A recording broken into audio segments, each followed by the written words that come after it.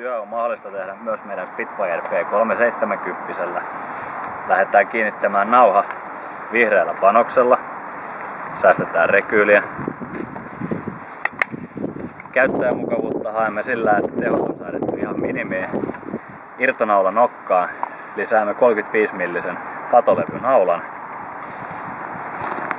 Spitfiren käyttö tässä tarkoituksessa puoltaa siitä, että laite on hieman pienempi kuin pulsa, mahtuu paremmin väliin ja lähdetään kiinnittämään.